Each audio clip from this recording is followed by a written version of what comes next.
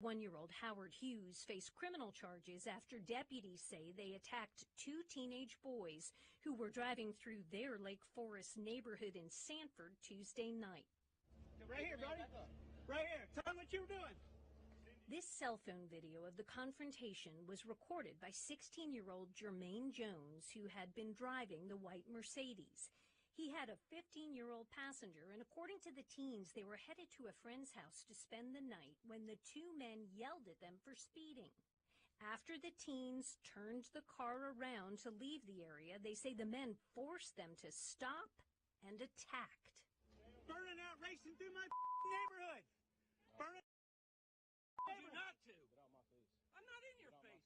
Get out of my neighborhood. The teens say the men dented their car with a traffic cone and threw a rock through the back window. The arrest affidavit also says Hughes used the cone to hit one of the teens in the stomach.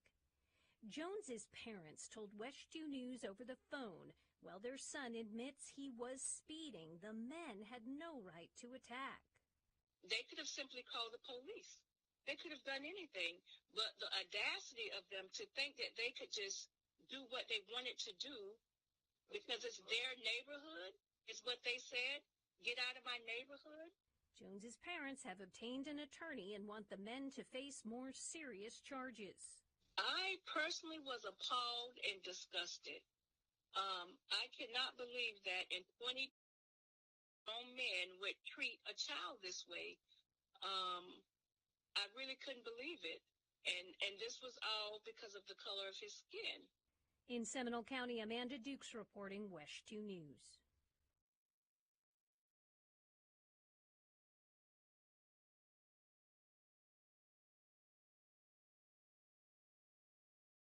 Community Defender Talk Show, one powerful hour of truth in a day of falsehood. I'm your host, Brother Darrell Muhammad, and we're glad that you have tuned in to tonight's program. And of course, we have a very good show planned for you. Tonight's topic is love and sacrifice, what it takes to get free. Love and sacrifice, what it takes to get free. You know, as a versed very often about this idea of freedom, the idea of justice and equality. And of course, in the Nation of Islam, we have a flag which represents the principles of freedom, justice, and equality. So we need to have a good concept of love and sacrifice, what it takes to be free. But what is freedom? Freedom is the ability to not be dominated by others. Freedom is the ability to consider what is good for your community without worrying about backlash from another community. Freedom is being able to not just work on someone else's job for someone else's company, but to be able to have your own company that is something that allows you to achieve your own righteous vision. And that's something that we have not had as black people in America. There are a few of us who have been high profile. A lot of us have, you know, bachelor's degrees, like I do, doctoral degrees, and other kinds of degrees of educational achievement. But the collective of our people has been hampered by being in this hostile environment, systematically been hostile and has been made to arrest our development as a people. And media is used to keep us as stupid and deceived as possible. So when people like Harry Belafonte, and I wanted to mention him, he is honored in this issue of the Final Call. Now, white papers are not going to have a prominent display of Mr. Harry Belafonte, who was involved in the civil rights movement, who was a very outspoken critic of the wickedness of the system. He's the one that said that George Bush was the greatest terrorist on the planet Earth. That was a very true and very bold statement at the time. And tried to distance themselves from him, but he remained true to himself. And when everybody was talking about how they loved and appreciated Brother Martin Luther King after he was assassinated, it was Harry Belafonte that was raising money and making sure that the family was taken care of when the King family was left without a father and without a husband. It was Harry Belafonte who was calling attention to the economic plight of a family that had been robbed of their provider and protector in Dr. Martin Luther King. He worked behind the scenes to make sure that that family was fed, that family was maintained until years later. The different book deals, the different happened to economically uplift that family, but it was Harry Belafonte who was a real friend of Dr. King in that he made sure, even in his death, that his family would not be broke and destitute. Now that's something to note. That's a friend right there. And that's Harry Belafonte. Harry Belafonte continued to be an outspoken champion for justice, and he maintained an office all the way until his death in New York that was dedicated for the pursuit of justice. Almost every one of those issues of police brutality, his office was involved in coordinating the media response, in coordinating our organization on the ground. He continued to be active in the struggle for freedom, justice, and equality until he passed at the age of 96. Okay? A lot of our young people don't know about Harry Belafonte. A lot of us benefit from the struggle of others, and we don't really know who made this possible. So when we're able to go places and do things that we've never done before as a people, we got to remember those who made it possible. You know, there were those women who cooked dinners that raised money to bond civil rights workers out of jail. You understand? I don't know who all those women were. I don't know who did all the cooking. I don't know who cooked the red beans or who fried the chicken. I don't know. But I know that those unsung heroes and sheroes have to be mentioned as we go toward the goal of freedom. And understand means full responsibility, which means we're going to have to grow our own food. We're not going to be able to depend on Walmart. We're going to have to go to Black Market and buy our organic, healthy food from there. You know, we're going to have to grow our own food, produce for ourselves, build our own roads and bridges like any other nation of people will do. So when we say we want freedom, we want a full and complete freedom, that's what we mean. We want to be able to do everything for ourselves, all right? And understand it actually starts with education. We have to educate our children. The first legal trouble that the Nation of Islam got into in the early years of the Nation of Islam in Detroit was when the believers in Allah went out of the enemy schools and began to educate our own children. And of course, as you know, our former co-host, Sister Deborah, was deeply and still is deeply involved in educating a lot of teachers on a God-centered black education system that will allow our people to manifest the gifts, talents, and skills that God has already put within them, or should I say the potential that Almighty God, Allah, or God, Jehovah, whatever you want to say, has put within them. So I wanted to lay this out here right quick. Now, we wanted to mention our good brother Harry Belafonte, who we're going to probably bring up a little later in the program. But I wanted to mention also, because we got to have love, we have to be willing to sacrifice to become free. You have to love your people and be willing to sacrifice to become free. And freedom is not when you work for somebody else.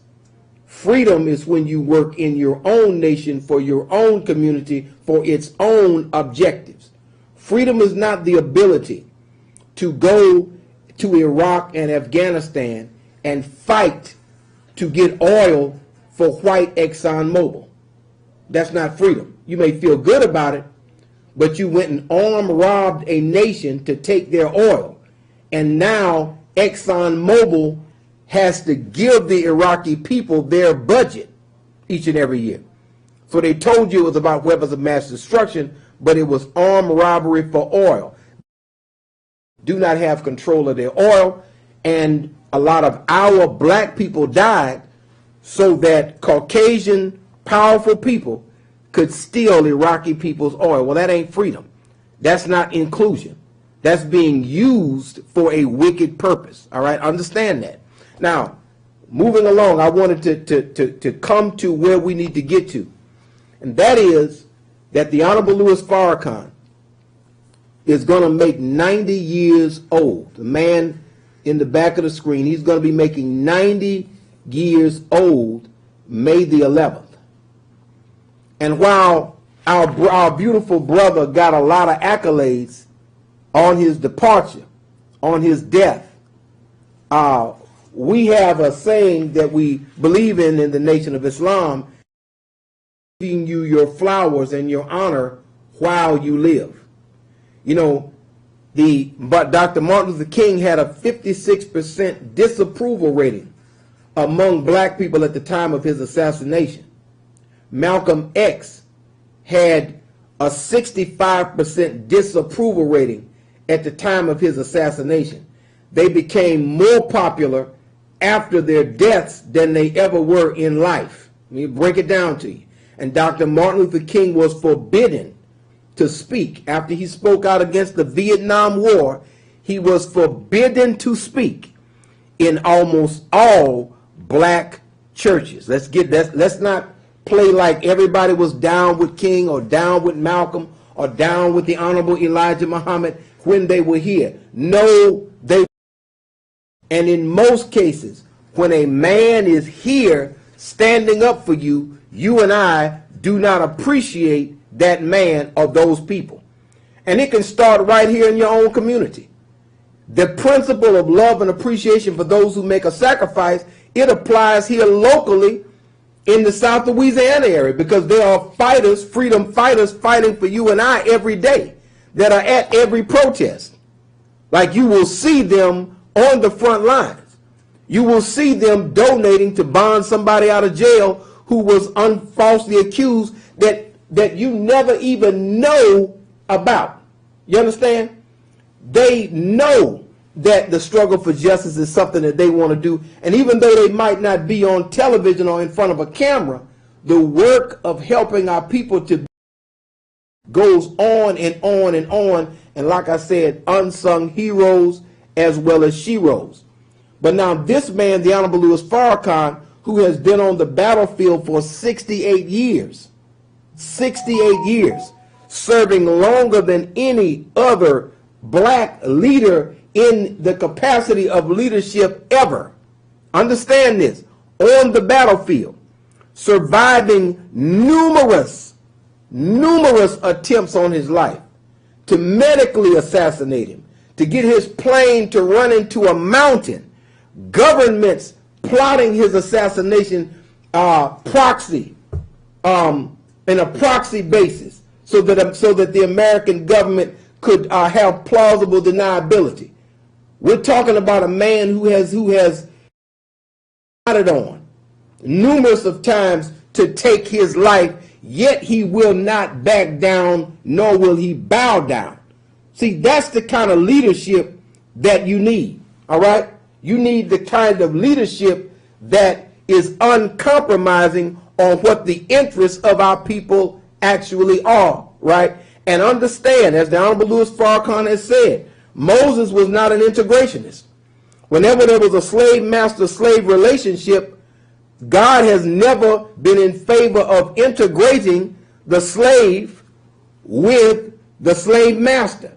And that is why we in the Nation of Islam are against the idea of integration, because number one, the enemy is going to control all the TV stations, all the radio stations, the roads, all the tolls, going to be writing the curriculum. How is that inclusion? When they control the curriculum, they control everything that goes into your child's brain is controlled by another people. And understand this, Umar Johnson is a smart man. But white folks are not going to let Umar Johnson or the Honorable Louis Farrakhan or Jawanza Kunjufu or Malana Karenga, even though they're qualified, they're not going to let those people write a curriculum that white children study under.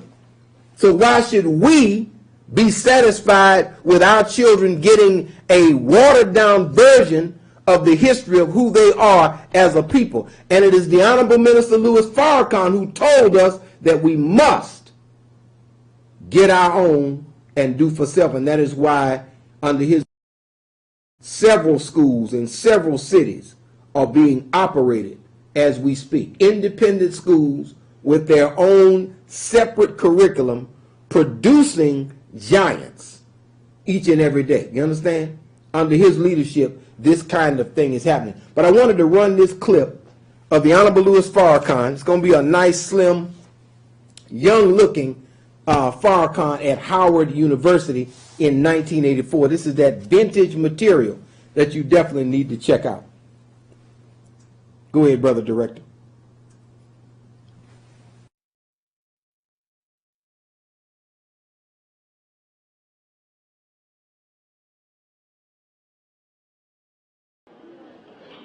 The Honorable Elijah Muhammad taught us, and I think Black History Month to reflect on the need to know history. Okay. Come on, baby. The Honorable Elijah Muhammad said to us, of all our studies, history is the most attractive, and it is best qualified to reward our research. History carries a light that attracts us to it. Because when people know what was, come on with it. Come on with it. They know what is. And they are prepared for what is yet to come. History is our guide. When it takes away from us our history, they take away from us our guide. And in taking away from us our guide, we become lost people. No wonder the Bible called us the lost sheep, whom God would find in the last days of the world and bring that sheep again. You know it's not talking about four-legged animals. It's talking about a lamb-like people. A people who would be robbed of their history and lose their way. When you don't know history, you don't know the realm of possibility. When you don't know your history, you don't know what to expect from yourself. Right? Every young person needs to know, what should I expect from me? If you don't know what to expect from yourself, then you don't know what to expect from your brother. Listen. This is why intelligent parents give their children the autobiography of great men and women to study. Why? History develops the springs and motives of human actions, which display themselves most powerfully on the destiny of man. History develops the springs and the motives of human action. If you want to inspire young people, they must know history. Because when they read the autobiography of a Marion Barry, and they see how he was the son of sharecroppers, they see the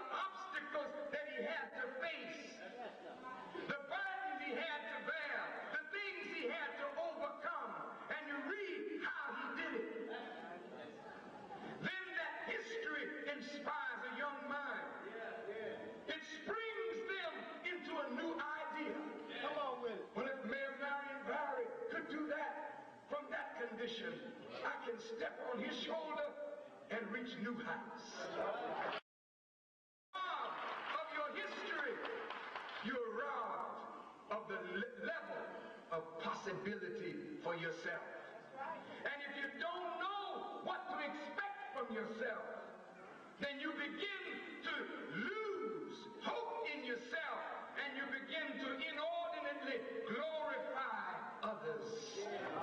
This has been the condition of us as people in America. When America labeled us 3/5 of a human being and made white folk to have 5/5 plus the 2/5 that we lost. They produced an imbalance here. White folk, black folk, too far down.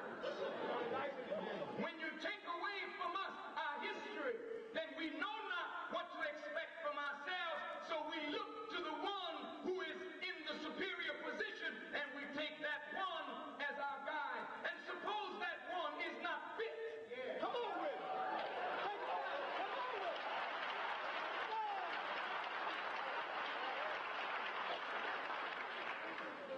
But you will not know their lack of fitness unless you know your history. So Carter G. Woodson, a black man from among us, understood that as a tree without roots is dead, a people without their history is also dead. Woodson fought for a Negro History Week, and white folk were so generous. They allowed us to have a week.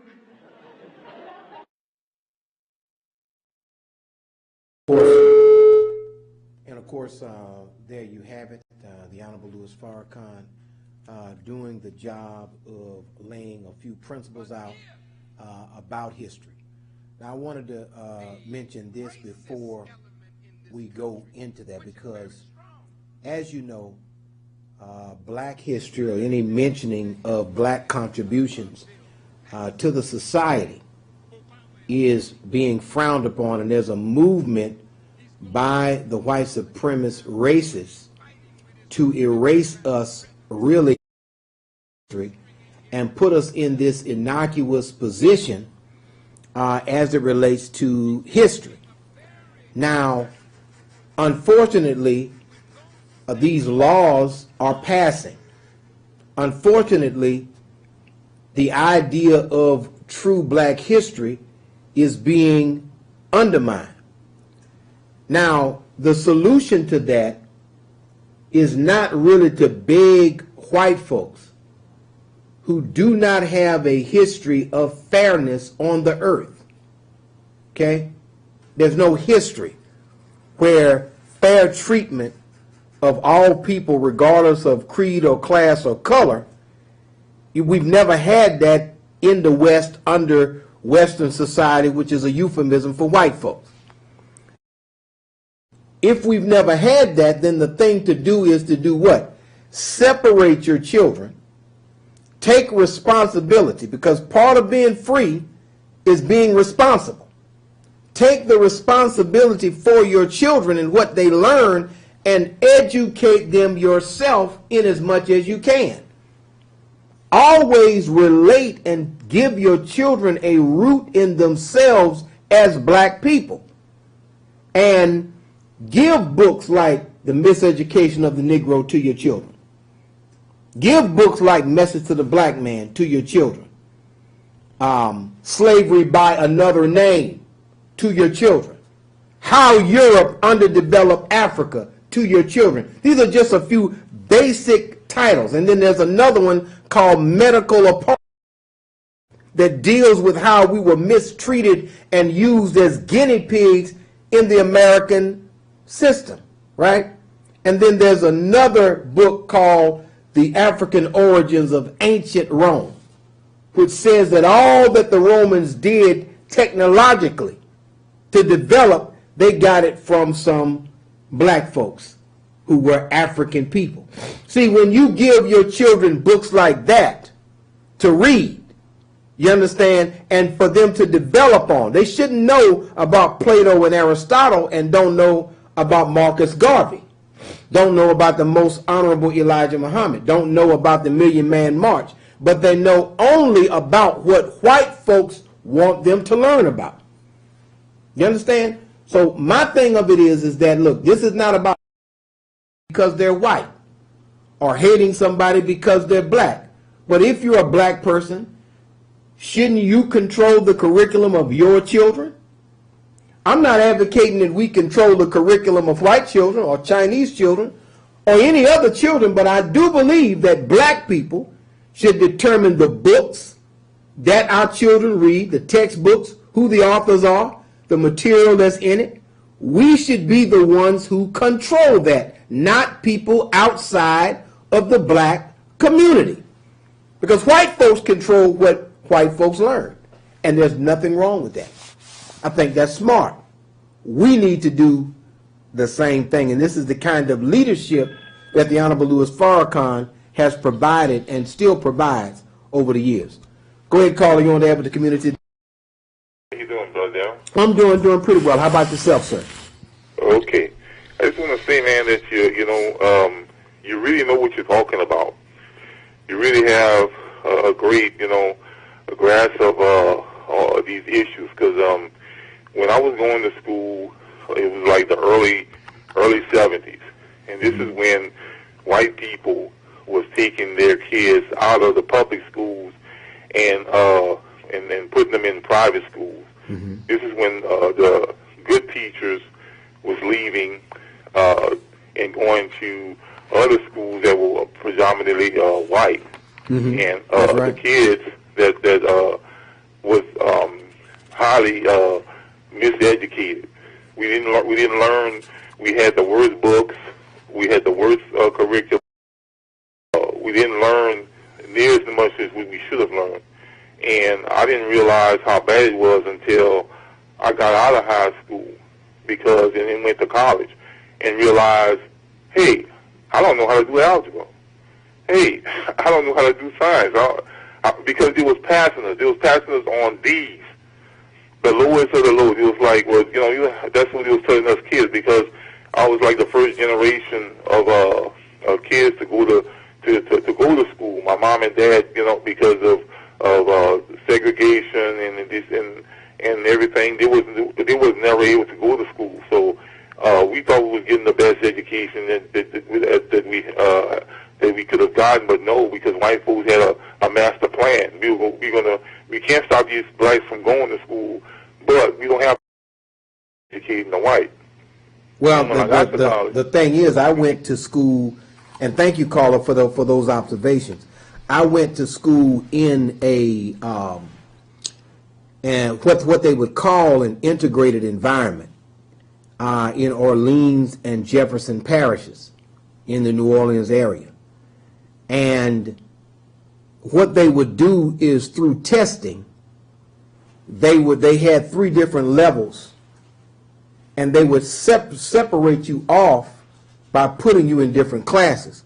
So a lot of times when you went to school, unless you took a standardized test a certain way, you might be in the lower classes, or the classes where they were able to fix it a certain way so that you really would not have rigor that you may need to move on to the next level. Now, the one thing I will say personally is that my language skills were very good, and they still are good to this day. But my math skills, I really lacked in math. I really needed a better foundation in your algebra, your trigonometry, going into those schools. But I found out this, that my father, now here I am in college, and my father was able to help me with, finite math, statistics over the phone. My dad literally had a better grasp of these concepts than I did, and I was actually in school at the time, and at school. but it says that he grew up in a segregated school where his father was the principal. Willie B. Ward was the principal. And he grew up in a two-parent home, and the academic rigor was pretty high. And they told the students, because it was, all blacks, so they were able to tell them things that in a mixed environment you're often uncomfortable saying, or a lot of teachers are afraid to say. Look, black man, you can't act a fool like the white boy, because the white boy got a job waiting on him that's going to pay him $50,000 at the plant when he's 19, going to pay him $60,000. They got Taco Bell waiting on your black ass. You understand? So I'm saying that on television, how it is. But that's the kind of conversation that you need to have with a lot of these young brothers, to let them know, be on your game, get a skill, so that you can make the money to support your wife and your family. You understand? Because it's going to take money. You're not going to be able to do it on $8 an hour. You're not going to be able to do it on $10 an hour. You can be a person of integrity making $10 an hour, but you cannot handle all of your responsibilities as a man making $10 an hour. So now you either have to find you something that you're going to do that's going to pay six figures, because if you're going to college, you really need a six-figure job. You understand? You almost always need a six-figure job if you're going to college. Why? Because you're going to have the debt that accompanies it. Now, when I came, I want to mention this before we get back. Tuition for 18 hours was less than $700 at the University of New Orleans. Southern University, it might have been $610 for 18 hours. You could literally work a fast food job, pay your tuition, buy your books, have you an apartment and a little bucket, working a minimum wage job almost. You understand? You can't do that now. College education has been priced away from you. So even though you can go to the university now, they have put things in place that price you out of it. And unless you are an extremely good parent that focuses on academics, if you're a black parent, you got to be on your job. You understand?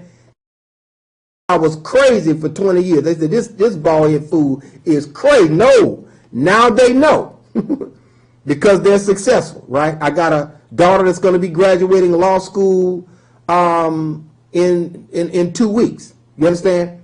But again, we took her out of the public school system, out of the public food system, and we educated her ourselves, and we had her in Islamic education and homeschool so that she would be able to know who she is and do what she needs to do. And I know we did a much better job than the public food system could have ever done. And what was produced is a quality human being, a quality product, a person that is not only beautiful, down to earth, and smart, but somebody who has a faith in God and character. You understand? Which you can't produce that in public school. You can't produce that kind of human beings in the schools that Satan sets up or the slave master sets up. You understand? You can't produce a child like that unless you are a parent that goes really, really hard, and your children are going to believe you're an extremist. Your children are going to believe you're off. Your children are going to believe you're tripping. But again, you have to do what you have to do, because as a parent, you have to be a parent. You are not their friend. You're not their partner. You're not the ace boon coon, as we used to say. I am your father, and you will handle me as such. You understand? So parenting is very important for the black community. We must have this lost art almost of parenting back in the community, which is a lot of times what the Honorable Louis Farrakhan talks about, that you got to give them responsibilities. You have to talk to your children. You have to sit down at the dinner at night and look at your children at the table to discern what's going on with your children. You know, sitting down at the table, one child is in the bedroom eating, somebody else is up here on the couch watching TV. Nobody in the modern era is sitting down at the dinner table looking at each other in the face every night and debriefing your child as to what happened with them this week or this day. You understand? That interaction at that dinner table with mama, with daddy, with grandmama, with granddaddy, that was priceless guidance for me as a black boy growing up in the South. All right? Now, I wanted to mention this. Most of these leaders who are people, let's go ahead and take this call right quick before we get into that point. Go ahead, calling on there with the Community Defender. Yes, Brother Darrell, Brother Jay, another fantastic program. At Southern, you know they're trying to do away with some of the black studies that's going on that they should be having. They're trying to do away with that. Mm-hmm. And I wanted to share that with you. Now, I also wanted to share something else with you that is separate from them trying to do away with the black studies at Southern. Is the fact that the chief of police out in Youngsville, Louisiana, which is most likely maybe about 20 minutes away from Lafayette, and he given permission to this councilwoman who had hit a parked car. She was intoxicated and belligerent, and she called him. He came down, and he was, he somewhat gave up heads. You don't have to worry about, getting a ticket. You don't have to worry about none of that. And he has taken a lot of heat because now the councilwoman, she resigned. The council members also are stating that he did want an investigation on him. So last week he brought out a stack of papers. With that stack of papers, he's important, influential white boys and white girls, ladies and stuff like that he done favors for. So now, when the great late Malcolm X, I think that's him saying, well, here's come the rooster to roost, something like that. The chicken's coming home to roost. That's right. Thank you so much, sir. Thank you so much. So he brought out a stack of papers that showed that he had done favors for other folks. Other city council members. Right. Okay. And so the person he did a favor for was obviously one of our people. No. Was that it? No. Okay. So. White I got you. Man. The officer who exposed him was the one who was the previous employee of the Ivory Parish Sheriff Department, the Victor White case, the one who arresting officer. Really? Questionable in his death. Isn't that something? As one of his officers, Jefferson had found refuse in Youngsville. I got you, man. It's complicated. The corruption is so deep it's so much crap. Until we would need our boots, some shovels, just to be able to cut a path through all of the corruption that exists in these various communities, and the racism that exists. It's unbelievable. The stuff, as you study this and look at it, and I'm talking about for those of you who read a little bit, it's mine. Sometimes when I have to close it because it's so much stuff going on against our people, so much injustice, until sometimes it can almost overwhelm you, because it's not just, we're not talking about isolated incidents. We're talking about systematic, perpetual wickedness every minute of every day that goes on in this country, particularly against our people. Now, I wanted to mention this right quick, and because we're talking about love, sacrifice, and what it takes to get free. It's going to take love, because perfect love, the Bible says, casteth out fear. So a lot of all scared to death Negroes. We are working hard now to figure out though Biden has been marginal in his approach to black people, we're still trying to figure out how to get black people on the Democrat plantation. So black leaders, or so-called leaders, are not trying to get black folk free. They're not trying to get black people economic opportunity. They're not trying to get black people to unify, but they're working to figure out how to keep black people on the Democratic plantation. So that's what all of them are talking about now. Even though Marilyn Mosby is being prosecuted for taking her own money, has been indicted for taking her own money. Beautiful sister, wonderful sister, and she's being attacked because she took the police to trial. She let some innocent people out of jail who were people of color, and because she did that, she became a target of the system. Now, because she took her own 401k money out of her own 401k, she's being prosecuted, whereas there's a football player in Mississippi named Brett, who millions of other people's money, not his money, is involved, and this administration, the Biden administration, is allowed by black leadership to go after a black woman and crucify a black woman who really is innocent because she had some savings. It wasn't yours, it wasn't mine, it was hers. And if she took it and utilized it to get her some real estate with her own money, that's her damn business. Meanwhile, somebody is dealing with $70 million of somebody else's money, and they're not even under investigation. I want you to think about how racist that is. And everything that Donald Trump said, Biden has done. The Biden administration finished the wall that Donald Trump started over in Texas. Finished it, saying it had holes in it, so we got to finish it because he already started.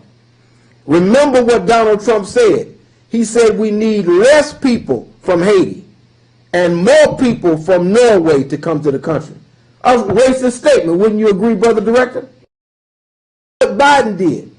Biden threw the people from Haiti back to Haiti and brought in 100,000 white racist Ukrainians and gave them housing, everything. None of them are homeless.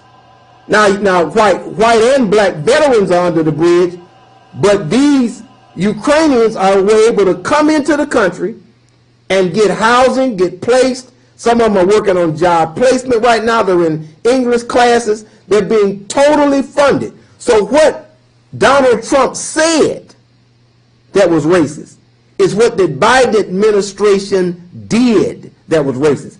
And if action speaks louder than words, which is what my mama told me, my daddy told it to me too. Actions speak louder than words. Donald Trump spoke the racist words, the racist actions. And remember, you heard it here first. These 87,000 IRS agents are coming after black businesses. Watch what I tell you. He's adding to the IRS that has never been good for black people.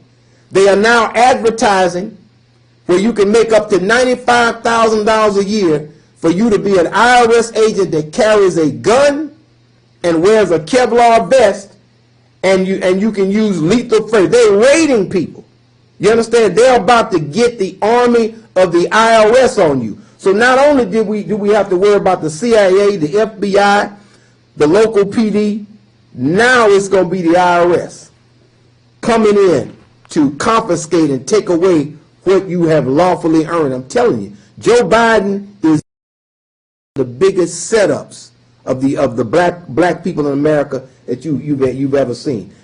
Trump is racist, but Biden is more racist. He just knows how to be more friendly to you, and that's what black leadership is doing. They're trying to get you on the Biden Democrat plantation, get you under Massa Biden, not to get you free. Go ahead, caller. You're on there with the community defender.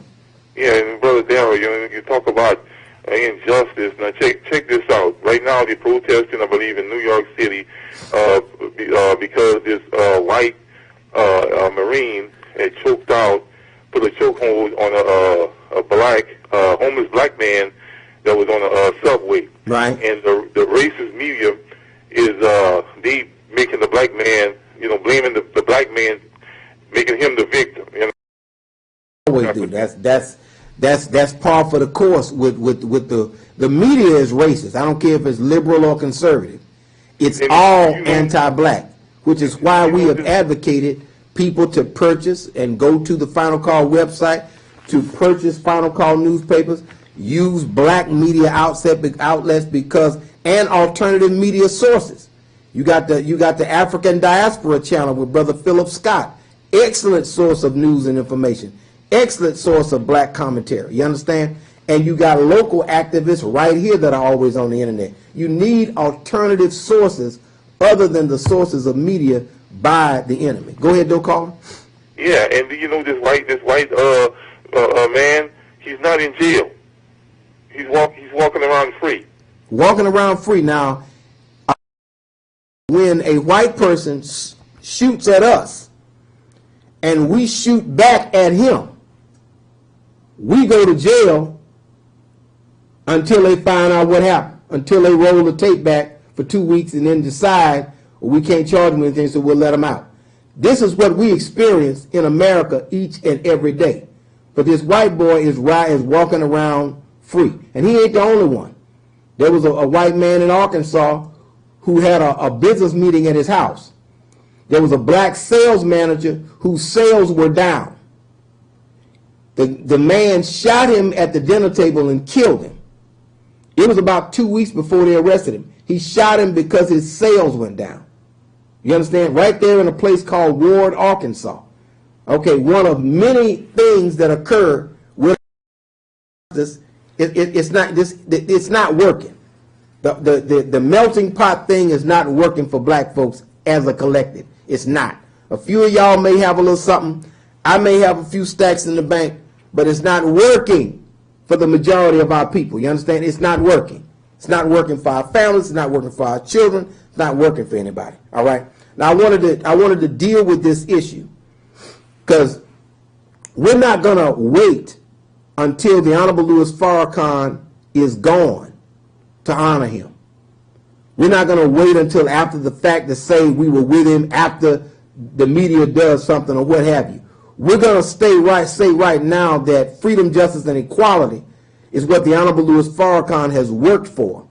He'll be turning 90 years old, May the 11th. Years old.